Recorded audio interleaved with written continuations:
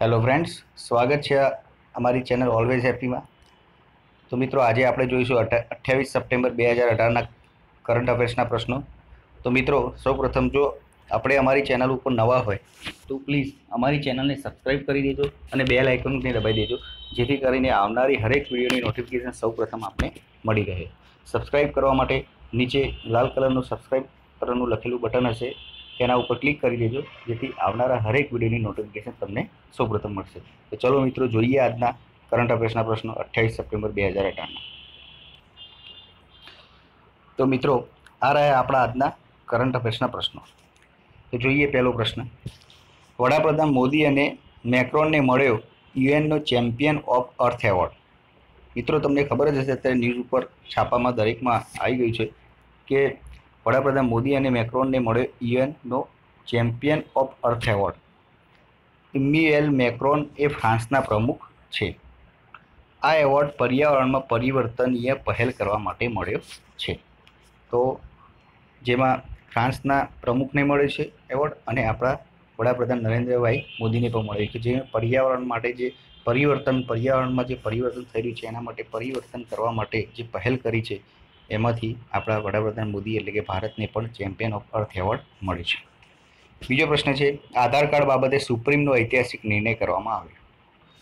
તો આધાર કાર્ડ બાબતે સુપ્રીમ કોર્ટે ઐતિહાસિક ચુકાદો આપ્યો છે. તો જોઈ લઈએ ડિટેલમાં તો શું છે એમાં. તો હવેથી દરેક જગ્યાએ આધાર આપવું ફરજિયાત રહેશે નહીં. આ કેસની સુનાવણી ઇતિહાસની બીજી સૌથી લાંબી રહી છે. 38 સુનાવણી થઈ હતી.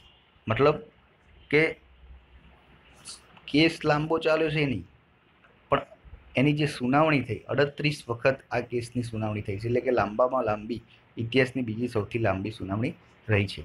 અને 5 જજોની બંધારણીય ખંડપીઠે આનો ચુકાદો આપ્યો હતો. શેમાં આધાર કાર્ડની જરૂર નથી?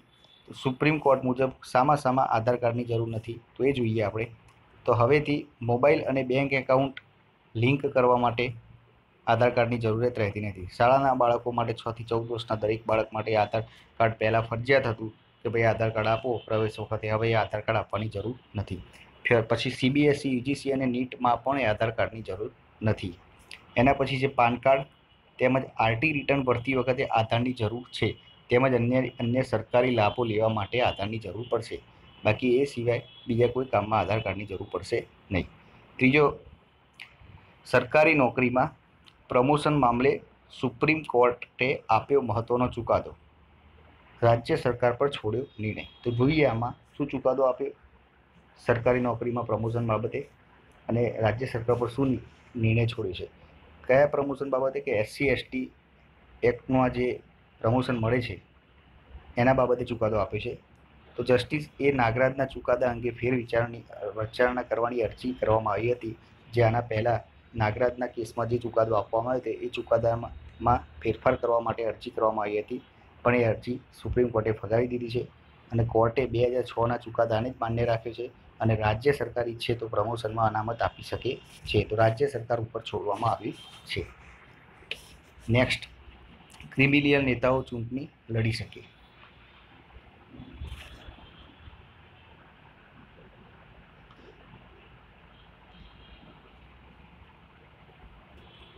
તો ક્રિમિલિયન નેતાઓ ચૂંટણી લડી શકશે, મતલબ આમાં પણ સુપ્રીમ કોર્ટે એક અરજી કરવામાં આવી હતી કે ભાઈ ક્રિમિલિયન નેતાઓ ચૂંટણી ના લડી શકે, જેમનો કેસ ચાલતો હોય તો એના માટે.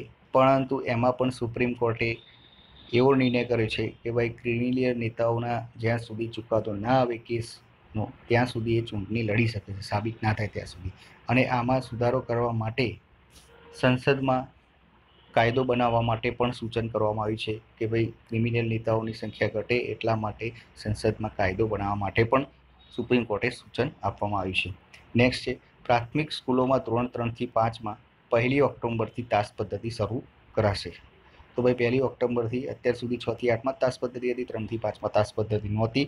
તો હવેથી પ્રાથમિક સ્કૂલોમાં 3 થી 5માં 1 ઓક્ટોબરથી તાસ પદ્ધતિ શરૂ કરવાની વાત છે, જેમાં પ્રથમ સત્રમાં 45 અને દ્વિતીય સત્રમાં 45 તાસ રહેશે અને 1 તાસ 70 મિનિટનું રહેશે.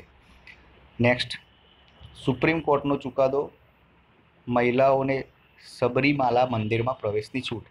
તો સુપ્રીમ કોર્ટે બીજો પણ એક ચુકાદો આપ્યો છે કે મહિલાઓને સબરીમાલા જે મંદિર છે એ મંદિરમાં પ્રવેશની છૂટ આપી છે. કેરળમાં આવેલું છે આ મંદિર, અને મંદિરમાં તમામ ઉંમરની મહિલાઓ માટે પ્રવેશની છૂટ આપવામાં આવી છે. સુપ્રીમ કોર્ટે ચુકાદો આપ્યો છે. 10 વર્ષથી 50 વર્ષની મહિલાઓને માસિક ધર્મના કારણે પ્રવેશ અપાતો ન હતો પહેલાં, પણ હવેથી સુપ્રીમ કોર્ટે એનો ચુકાદો આપીને કહેવામાં આવ્યું છે કે કલમ 144 મુજબ મહિલાઓને રોકવી એ સમાનતાના અધિકારનો ભંગ કહેવાય. માટે હવે જે એ મંદિરનું નામ છે, જે મંદિરમાં જે ભગવાન છે અયપ્પા ભગવાનની મૂર્તિ છે, અને એમને હવે મહિલાઓને એ મંદિરમાં પ્રવેશ આપવાની છૂટ આપવામાં આવી છે. એ જે અયપ્પા ભગવાનની મૂર્તિ છે એ પરિણીત ન હતા એવું માનતા હતા ત્યાંના પૂજારી લોકો, જેથી કરીને મહિલાઓને એ સમયે પ્રવેશની મંજૂરી નહોતી. પણ હવે સુપ્રીમ કોર્ટે ચુકાદો આપી દીધો છે એટલે હવે મહિલાઓ પ્રવેશ કરી શકશે. Next question. કેન્દ્ર સરકારે લોકોની સુવિધા માટે એક નવી એપ લોન્ચ કરી. જે એપનું નામ છે જન દર્શક એપ. તો આ નવી એપ લોન્ચ કરી છે ડિજિટલ ઇન્ડિયાને પ્રોત્સાહન માટે. લોન માટે હવે જનધન દર્શક એપ લોન્ચ કરવામાં આવી છે, અને આ એપ હિન્દી અને અંગ્રેજી બંનેમાં ઉપયોગ કરી શકશો. તો આમાં શું શું સુવિધા છે તમે ડિટેલમાં ગૂગલ પર સર્ચ મારીને વાંચી શકો છો કે શું એમાં સુવિધા આપવામાં આવી છે. નેક્સ્ટ ક્વેશ્ચન છે, અમદાવાદ એરપોર્ટને મળી દેશના સર્વશ્રેષ્ઠ એરપોર્ટનું બિરુદ. તો મિત્રો, આપણા ગુજરાતના અમદાવાદ એરપોર્ટને સર્વશ્રેષ્ઠ એરપોર્ટનું બિરુદ આપવામાં આવ્યું છે. પ્રવાસન ક્ષેત્રે રાજ્યને 3 એવોર્ડ આપવામાં આવે છે. દેવી અહલ્યાબાઈ હોલકર એરપોર્ટ એવોર્ડ હેઠળ એરપોર્ટ ઓથોરિટી ઇન્ડિયા દ્વારા એવોર્ડ આપવામાં આવ્યો હતો. અમદાવાદ એરપોર્ટની સ્વચ્છતા અને વધારે સવલતવાળું છે એવું આવતા મુસાફરોએ પ્રતિક્રિયા આપી હતી, ત્યારે અમદાવાદને શ્રેષ્ઠ એરપોર્ટનું બિરુદ મળ્યું હતું. અને પ્રવાસન ક્ષેત્રે ગુજરાતને 3 રાષ્ટ્રીય પુરસ્કાર એનાયત કરવામાં આવ્યા છે, જેમાં સાપુતારાને બેસ્ટ સિવિક મેનેજમેન્ટ માટે એવોર્ડ આપવામાં આવ્યો છે. તો બેસ્ટ હેરિટેજ સિટી માટે મધ્યપ્રદેશના માંડુ સાથે અમદાવાદને જોઈન્ટ પુરસ્કાર આપવામાં આવ્યો છે.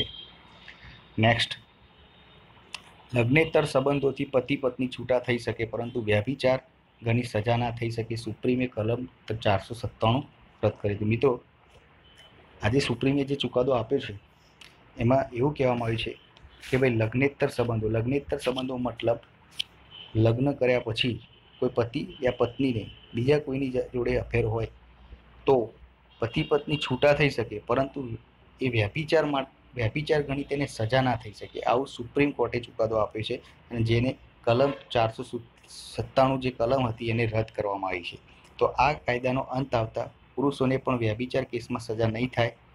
જો કે હા, છૂટાછેડા લેવા માટે વ્યભિચારને આધાર જરૂર ગણવામાં આવશે. કોઈને છૂટાછેડા લેવા હોય તો એમાં વ્યભિચારને આધાર ગણવામાં આવશે. અને આ કાયદો 158 વર્ષ જૂનો કાયદો હતો. અંગ્રેજોની વખતનો આ કાયદો હતો. અને જોઈએ આગળ શું કહેવા માંગે. સુપ્રીમ કોર્ટના ચીફ જસ્ટિસ દીપક મિશ્રાની આગેવાનીમાં બનેલી 5 જજોની બેઠકે આ ચુકાદો આપ્યો હતો. અને હવે જોઈએ કે કયા દેશોમાં વ્યભિચાર ગુનો છે, કયા દેશોમાં વ્યભિચાર કરવો એ ગુનો છે. આપણા ભારતમાં તો છે જ. આપણા ભારતની સામાજિક સંસ્કૃતિ પ્રમાણે વ્યભિચાર કરવું એ ગુનો છે. મતલબ લગ્ન પછી તમે કોઈ બી સંબંધ રાખો, રિલેશન રાખો, તે એક ગુનો છે. પણ હવેથી એ કલમ દૂર કરી દેવામાં આવી છે સુપ્રીમ કોર્ટે. હવે તો એના સિવાય બીજા કયા દેશોમાં વ્યભિચાર એ ગુનો છે? તો પાકિસ્તાન છે, અફઘાનિસ્તાન છે, બાંગ્લાદેશ છે, નેપાળ છે, માલદીવ્સ છે, Indonesia, Iran, Philippines, UAE, Algeria, Congo, Egypt, Morocco, Nigeria અને અમેરિકાના કેટલાક રાજ્યોમાં આ વ્યભિચાર એ ગુનો ગણાય છે. અને કયા દેશોમાં વ્યભિચાર ગુનો નથી? તો મિત્રો, ચીનમાં આ ગુનો નથી, જાપાનમાં પણ નથી, બ્રાઝિલ, ન્યુઝીલેન્ડ, ઓસ્ટ્રેલિયા